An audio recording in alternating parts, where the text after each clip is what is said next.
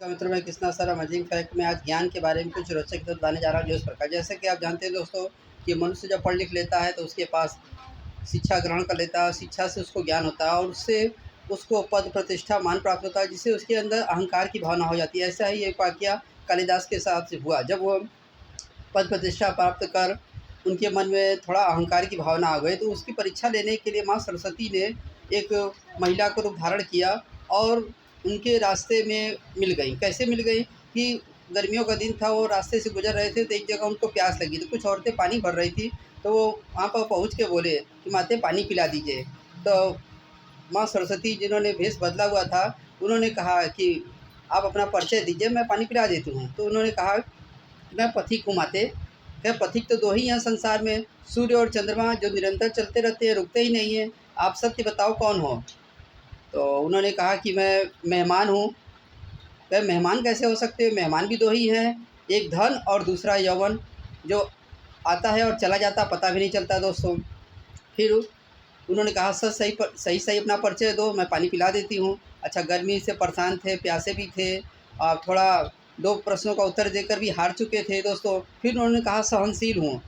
तो जब कालिदास ने कहा कि मैं सहनशील हूँ, तो फिर महिला रूपी माँ सरस्वती ने कहा कि आप सहनशील कैसे हो सकते हैं, सहनशील तो इस विश्व में दो ही हैं, एक धरती और एक पेड़। धरती में कुछ भी आप बीज डाल दो, बो दो, तो आपका अन्न का भंडार दे देती है, सब कुछ सहती है, पापी पुण्यात्मा सभी का भार सहती है। और एक पेड़ है जो पत्थर भी मारो तो मीठा ही फल देता है दोस्तों। अच्छा, इस पर भी हार गए वो। अब झुँझलाने लगे, थोड़ा सोचने लगे कि मैं क्या कहूँ। तब वो सोचने लगे कि मैं क्या कहूँ, और पानी के पीने के लिए परेशान थे, उनका मन अशांत होने लगा। अब सोचने लगे कि मैं क्या कहूँ। तो सोचते-सोचते उन्होंने कहा कि माते, अब पानी पिला दीजिए। तो उन्होंने कहा कि ठीक है, मैं पानी पिला देती हूँ, आप अपना सही-सही परिचय दीजिए। तो उन्होंने कहा कि मैं मूर्ख हूँ। कहा, नहीं, तुम मूर्ख कैसे हो सकते हो, संसार में मूर्ख भी दो ही हैं। उन्होंने कहा, कौन?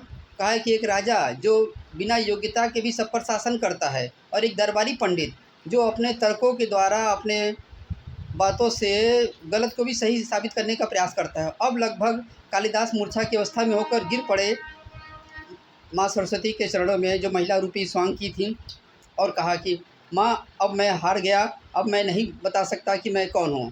तो माँ सरस्वती ने उनको उठाया और कहा, वत्स उठो, शिक्षा से ज्ञान मिलता है, न कि अहंकार। तुमने शिक्षा से ज्ञान प्राप्त किया, लेकिन तुम्हारे अंदर अहंकार की भावना आ गई थी, इसी को बताने के लिए मैंने ये स्वांग रचा। तो कहने का तात्पर्य ये है दोस्तों कि आप शिक्षा प्राप्त करते हैं, ज्ञान आता है, लेकिन ज्ञान से अहंकारी मत बनिए।